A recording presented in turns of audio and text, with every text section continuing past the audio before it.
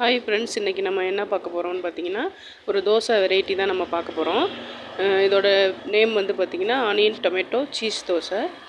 இப்போ இதுக்கு தேவையான பொருட்கள் என்னென்னு பார்த்துருவோம். இப்போ நான் வந்து இன்றைக்கி ஒரு தோசைக்கு தேவையான அளவு தான் வந்து இது எடுத்திருக்கேன். ஆனியன் டொமேட்டோ இதெல்லாமே கட் பண்ணி வச்சுருக்கிறேன்.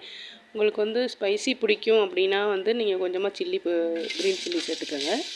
அப்படி இல்லைன்னா ஆனியன் டொமேட்டோ கேப்சிகம் பிடிக்கும் அப்படின்னா நீங்கள் போட்டுக்கலாம். அப்படி தேவையில்ல அப்படின்னா ஆனியன் டொமேட்டோ மட்டும் போதும், அதுவே சூப்பராக தான் இருக்கும். அதை கொஞ்சம் நல்லா ஃப்ரை பண்ணிக்கோங்க. ஆயிலில்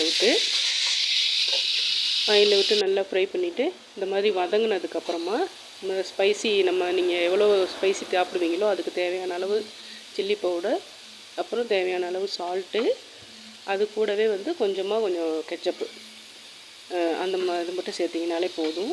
இதுக்கு தேவையான இன்க்ரீடியன்ட்ஸ் இவ்வளோ தாங்க. இதை நல்லா கிளறி விட்டு நல்லா இந்த மாதிரி ஸ்டஃபிங் மாதிரி ரெடி பண்ணிவிட்டு வாங்க தோசை ஊற்றுக்கலாம். தோசை நல்லா கிறிஸ்பியாக ஊற்றுறனா ஊற்றிக்கலாம், இல்லைனா கல் தோசை மாதிரி வேணாலும் போட்டுக்கலாங்க. எப்படி போட்டாலும் இந்த ஸ்டஃபிங்க்கு வந்து நல்லாயிருக்கும்.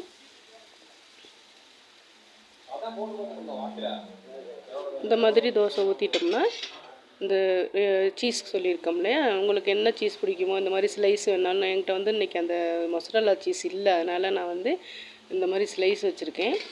சீஸ் அவ்வளோக்கா எங்களுக்கு பிடிக்காது, அதனால் நான் கொஞ்சமாக தான் வச்சுருக்கேன். நீங்கள் உங்களுக்கு நல்லா சீஸ் பிடிக்கும் அப்படின்னா நிறையா துருவி விட்டுக்கோங்க. துருவிட்டு அப்படியே இந்த ஸ்டஃபிங்கையும் வந்து உள்ளே வச்சு அவ்வளோதான் friends. Onion tomato cheese dosa ready ஆயிடுச்சு. அப்படியே ஃபோல்ட் பண்ணி சூப்பராக ஒரு பிளேட்டில் சர்வ் பண்ணி, ஆனால் வந்து பார்த்திங்கன்னா இதுக்கு வந்து நமக்கு சட்னி சாம்பார் எதுவுமே தேவைப்படாது. நம்ம அப்படியே சும்மாவே சாப்பிட்லாம், செம்மையாக இருக்கும். ட்ரை பண்ணி பாருங்கள். உங்களுக்கு சட்னி இது ஏதாவது தேவை அப்படின்னா நீங்கள் வச்சுக்கலாம், வச்சு சாப்பிட்டு பாருங்கள். ரெண்டுமே நல்லா தான் இருக்கும்.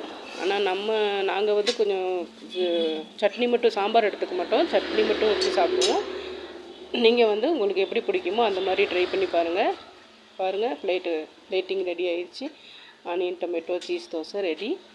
கண்டிப்பாக வந்து நீங்கள் உங்கள் வீட்டில் ட்ரை பண்ணி பாருங்கள் ஃப்ரெண்ட்ஸ், சூப்பராக இருக்கும். அப்படியே நம்ம சேனலை வந்து சப்ஸ்கிரைப் பண்ண மறந்துடாதீங்க.